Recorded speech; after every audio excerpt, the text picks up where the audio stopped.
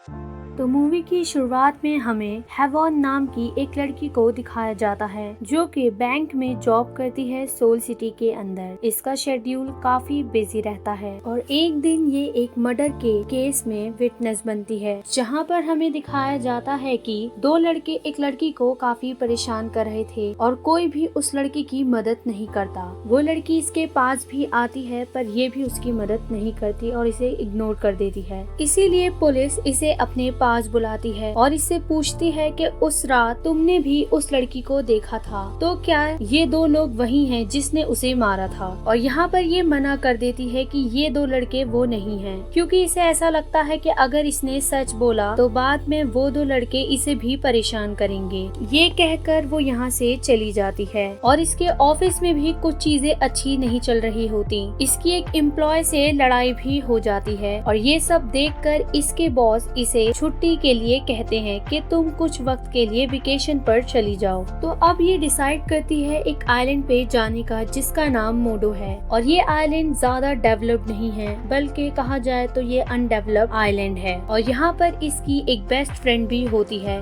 जिसका नाम बॉकनाम होता है। और जब इसकी बोट उस आइलैंड पर पहुँचती है तो इसकी फ्रेंड बॉकनाम उसका वेट कर रही होती है और उसे इससे मिलकर काफी खुशी होती है, पर इसे बॉकनाम से मिलकर ज्यादा खुशी नहीं होती।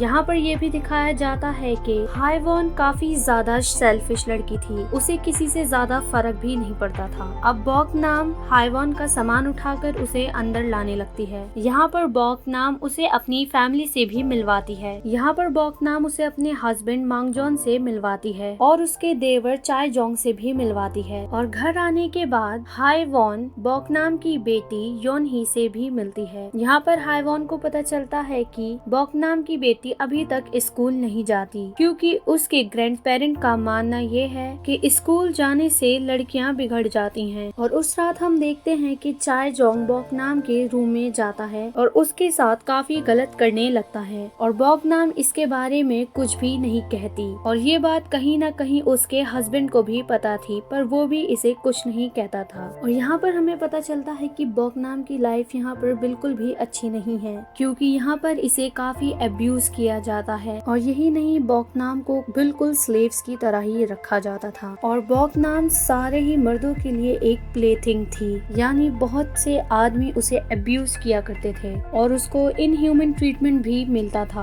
और अगले दिन हम देखते हैं कि हाइवॉन के पास चायजोंग आता है और ये उसके साथ गलत करने के लिए आगे बढ़ता है, पर इसका अंदाजा हाइवॉन को हो जाता है और हाइवॉन अपने हाथ में एक शार्प चीज को छुपा कर रख लेती है। और उस वक्त यहाँ पर योनही आ जाती है और चायजोंग यहाँ से चला जाता है। और यहाँ पर हमें पता चलता है कि बॉकनाम कई दफा इस आइलैंड से भागने की कोशिश कर चुकी है, लेकिन वो हर बारी इस आइलैंड से भागने में फेल हो जाती है। और यहाँ पर बॉकनाम हाइवॉन के पास जाती है और वो उसे कहती है कि जब तुम वापस सियोल जाओगी तो मेरी बेटी को भी अपने साथ ले जाना, पर हाइवॉन इस पे साफ मना कर देती है। हाइवॉन से अपनी बेटी को सोल ले जाने के लिए इसलिए कहती है कि मांगजॉन के गलत इंटेंशन अपनी बेटी के लिए भी समझ आ जाते हैं। और एक बार जब हाइवॉन और योनी साथ बैठे हुए थे तो यहाँ पर योनही की दादी आ जाती है और उससे कहती है कि तुम बॉकनाम पर ज्यादा ध्यान मत दिया करो, वो अक्सर झूठ बोलती है। और वो ये भी कहती है कि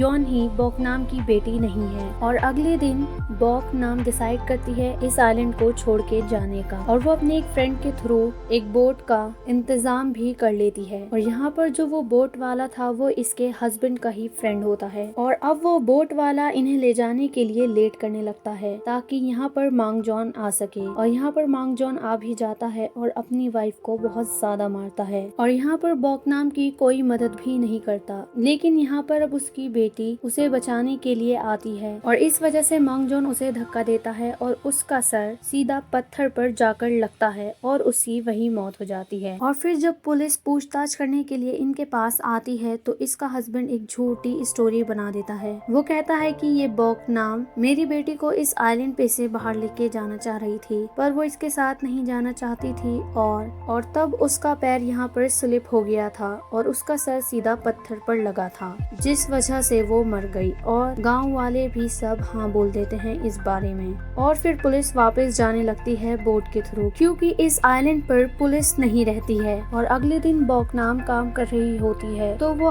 हार्वेस्टिंग नाइफ को उठाती है और अपनी सास को मार डालती है और धीरे धीरे करके वहाँ बैठी ये सभी औरतों को मार देती है और इसके बाद वो अपने पति और देवर दोनों को ही मार देती है और यहाँ पर वो हाइवॉन को भी मारने के लिए जा रही होती है और बॉक नाम हाइवॉन को इसलिए मारना चाहती थी क्योंकि जब उसकी बेटी की मौत हुई तो वो वहीं पर थी और उसने पुलिस को कुछ भी सच नहीं बताया। लेकिन हाइवॉन उस आइलैंड पर से भागने में कामयाब हो जाती है और अब हाइवॉन को हम पुलिस कस्टडी में देखते हैं क्योंकि हाइवॉन सोल आते ही बोट में ही बेहोश हो गई थी और इस वजह से पुलिस ऑफिसर उसे पुलिस स्टेशन ले आए थे। यहाँ पर पता चलता है कि हाइवॉन का पीछा करते करते बॉक नाम यहाँ तक आ चुकी है और यहाँ पर वो उसे मारने के लिए आ रही होती है पर पुलिस ऑफिसर बॉक नाम पर हमला कर देते हैं जिससे वो घायल हो जाती है। लेकिन बॉक नाम पुलिस ऑफिसर को भी मार देती है और अब वो हाइवॉन को आगे मारने के लिए बढ़ रही होती है पर वो बॉक नाम की फ्लूइड से उस पर हमला कर देती है और बॉक नाम वहीं पर मर जाती है जिससे उसे काफी बुरा लगता है और उसे ये भी समझ आता है कि वो कितनी ज्यादा सेल्फिश है। और अब यहाँ पर वो पुलिस स्टेशन जाती है और उन 2 क्रिमिनल को आइडेंटिफाई कर देती है जिन्होंने एक लड़की का मूवी की शुरुआत में मर्डर किया था और इसी के साथ इस मूवी की एंडिंग भी हो जाती है। और दोस्तों आपको ये मूवी कैसी लगी हमें कमेंट में जरूर बताइएगा और ऐसी ही मूवी एक्सप्लेनेशन के लिए हमारे चैनल को सब्सक्राइब और वीडियो को लाइक कर दीजिए। और ये मूवी वैसे तो आप एक बार देख ही सकते हैं क्योंकि ये मूवी बहुत ही ज्यादा बेहतरीन है।